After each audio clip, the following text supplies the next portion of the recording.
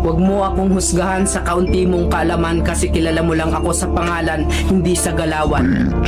Pinanganak akong mahirap, hindi ako pinalad makapagtapos ng pag-aaral kaya binawi ko na lang sa sipag at diskarte sa buhay.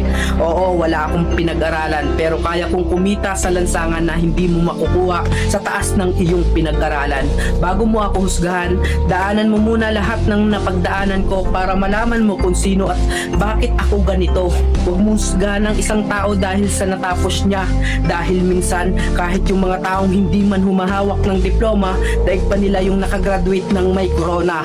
Bawat tao may kanya-kanyang kwento sa buhay, kaya bago mo sila husgahan, alamin mo muna ang kanilang pagkatao at tingnan mo muna ang sarili mo. Baka malala ka pa sa tinitira mo.